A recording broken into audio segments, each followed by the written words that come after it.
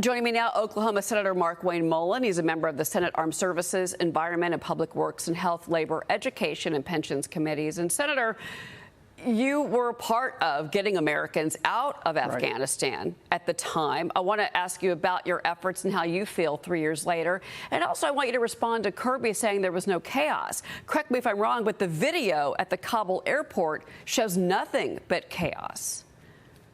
Cheryl, it actually aggravates me. As you're talking to me, my ears are getting red, and it takes a lot for me to get upset.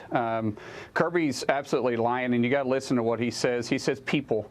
Remember, we were supposed to be getting Americans out, AMSETs out, and they use the word people because there wasn't Americans even able to get to the airport, and he knows that. And what I mean by that is we were the only country in Kabul and HKIA, which was the airport, that wasn't going out and getting our citizens. Germany was, Great Britain was, France was, UAE was. We were refusing to go get our own people, and they couldn't get to the airport because there was security checkpoints set up by the Taliban that was charging $500 to $1,000 per person to get there. And then when they say it wasn't a chaos, it was complete chaos.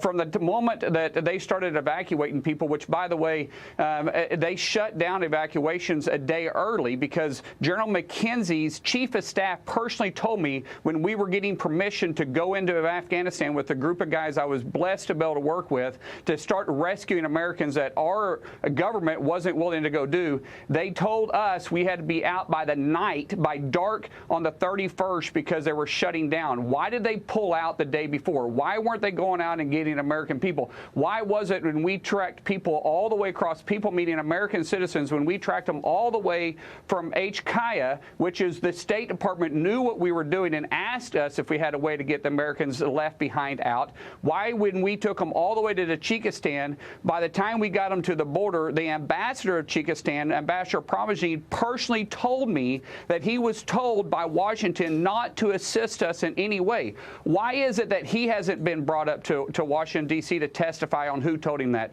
Why is it that General McKenzie hasn't been brought up and his chief of staff been brought up and asked why did they decide to pull out early? Why is it that General Donahue, who is running the operation from inside HKIA, why hasn't he been brought up and asked why did he close the gates? Why was he refusing to go get people, Americans, not just everybody that could get in? Why wasn't he able to go get Americans out when other countries were? Why is it that General Milley has never truly addressed this, and why hasn't anybody been held accountable? It frustrates me because people lost their lives. And three people in particular, three Americans that advocate that this administration has never refused to actually mention: a 2-year-old, a wife of a veteran or a widow of a soldier who is a West Point grad, and his father-in-law all died at the Abbegate. All American citizens, and not one time has administration even mentioned their name. They haven't told the American people the truth yet, and I'm so proud of President Trump standing up there and saying he's going to hold people accountable finally.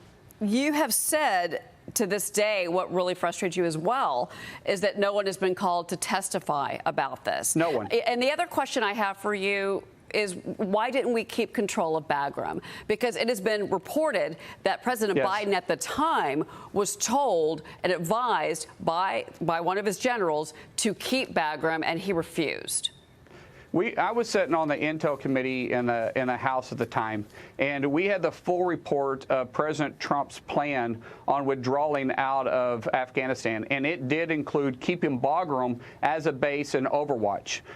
When the Biden administration came in, they refused to even talk to anybody who put the plan in, scrapped it completely, and said they were doing nothing that Trump had previously put in place. We had people come in the intelligence community and the alphabet community coming in and talking to us, telling them that they have revised the entire plan, but yet they wouldn't share it with us. We're asking them at the time, are you planning on keeping Bagram?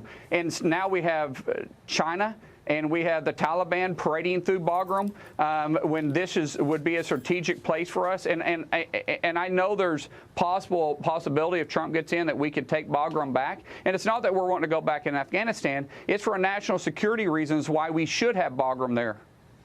Senator Mark Wayne Mullin, again, your efforts 3 years ago, thank you for that and for getting the Americans that you did rescue out of Afghanistan. We certainly appreciate that from you. Senator, thank you, sir.